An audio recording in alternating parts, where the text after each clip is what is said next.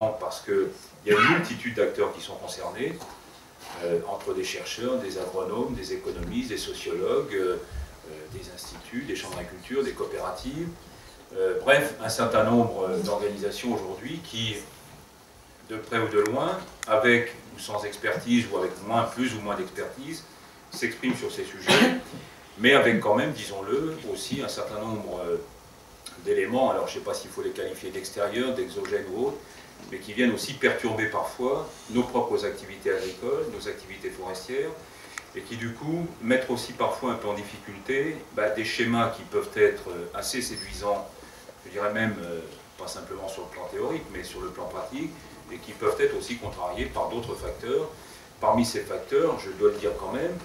nous ne sommes pas un petit îlot isolé à travers la planète. Nous avons aussi beaucoup d'interférences et d'interdépendances sur la scène européenne, avec nos voisins, mais aussi sur la scène internationale,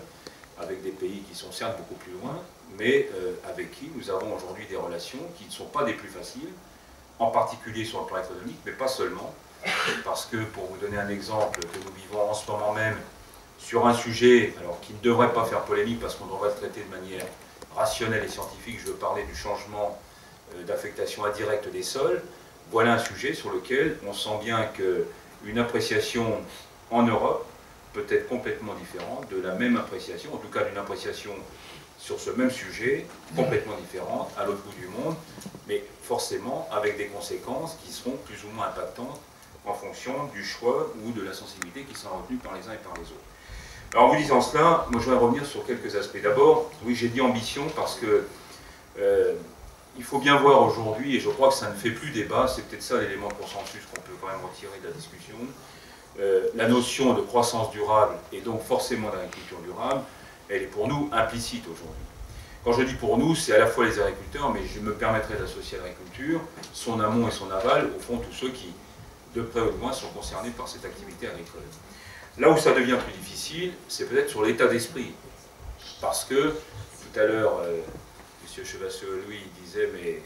je vous rappelle, je suis payé par. Moi, je ne suis pas payé par, mais je suis mandaté par. Et je sais par qui je suis mandaté et au nom de qui je m'exprime devant vous. Et je ne l'oublie pas. Néanmoins, et c'est aussi une difficulté que nous avons à gérer en agriculture, quand M. Bascou dit 11 millions de paysans, ben oui, c'est quand même, ça doit aussi se mesurer. Je veux dire par là qu'avoir une réflexion aujourd'hui avec quelques grands aménageurs, Vinci, Eiffel et d'autres, avoir une réflexion avec 11 millions de paysans, c'est pas tout à fait le même enjeu. Et je veux aussi mettre ce point-là dans la balance parce que de fait, et ça renvoie évidemment à la question de la contractualisation qui était posée tout à l'heure, non pas que nous soyons opposés au contrat, mais il y a aussi des réalités en termes de mise en œuvre qui deviennent à certains moments non plus des questions de moyens, mais qui font partie des enjeux que nous devons prendre en compte parce que derrière, il y a quand même toute une population à remuer, si je puis dire, en tout cas à faire bouger, à mouvoir.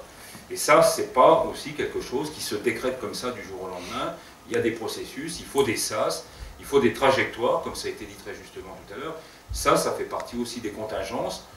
Je le dis avec beaucoup peut-être de simplicité, mais croyez bien que ce n'est pas aussi simple que ça quand on le vit et quand on le met en œuvre, même si nous avons des réseaux qui s'appellent Chambre d'agriculture, qui s'appellent coopératives, qui s'appellent instituts, qui font ce travail au quotidien, qui s'appellent cercle de développement, mais dont on voit bien que malgré tout, il y a des processus à respecter, en tout cas des pas de temps à respecter.